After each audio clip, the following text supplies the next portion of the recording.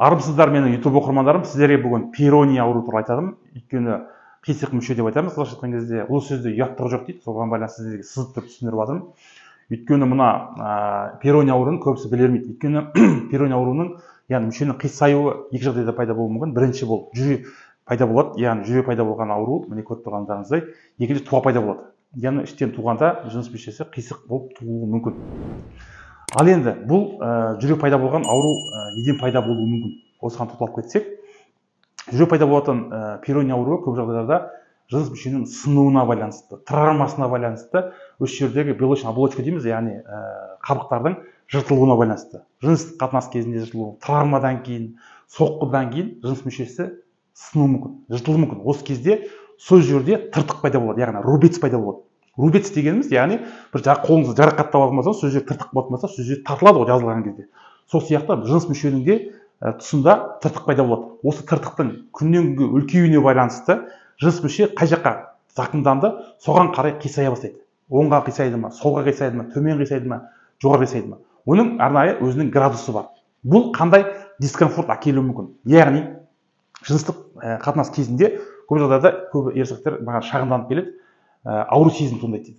Қатты ауырады, жыныстық қатынас менде мүлдем жоқ деп айтсам болады. Өйткені жанына батқан кезде бұл тыртық одан сайын үлкеюі мүмкін. Соған байланысты осы ауруға көп шағымданатын кісілер бар.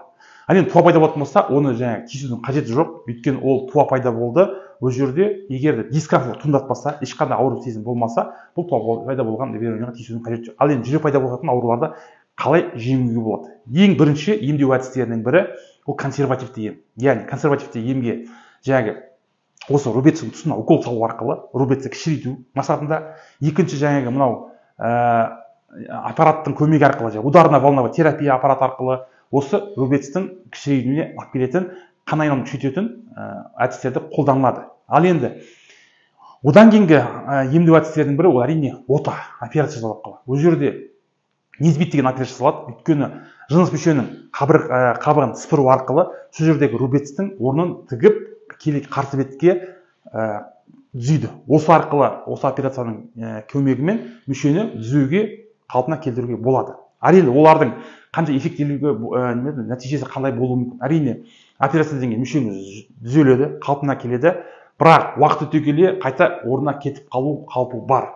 Өйткені ол операцияның, яғни асқынулары өте жоғары. Өйткені бұл операцияны жасамасаң мүше қисық болып жүреді, жасасаң әрине жақсы нәтижеге аласың, бірақ бұл қайтадан өз қалпына келіп алуы мүмкін. Өйткені тыртықтың тартуы келесі беттегі ол сол жердегі мүшенің қайта қисайып кетуіне алып келуі мүмкін. Әрине ондай болмас үшін не істеу керек? Әрине сақтық шаралар қолдану керек, травмадан, зақымдаудан алыстану керек. Өйткені жыныс мүшені абайлау керек. Өйткені көп жағдайда осы жыныстық қатынас барысында осындай травмалар жиі кездеседі. Ол кездесуі мүмкін 30 жаста, 20 жаста, 50 жаста кісілерде жиі кездесуі мүмкін. Өз практикамда болды ондай кісілер. Өйткені елудегі кісі жыныс мүшенің оны қалай байқауға болады? Жыныс мүшенің бойында бір түйін пайда болды дейді. Қатты тығыз түйін, ол не болуы мүмкін дейді. Біз тексеру барысында ол жердегі жаңағы тыртықтанудың байқалғанын анықтадық. Соған байланысты мүшеңізді абайлап жүріңіз. Өйткені ол мүшеңіздің зақымдануы ертеңгі күні жыныс мүшеңіздің қисаюына алып келуі мүмкін. Құрметті достар, бүгінгі видеом ұнаған болса, астына өз пікіріңізді қалдырыңыз, комментарий жазып кетіңіз,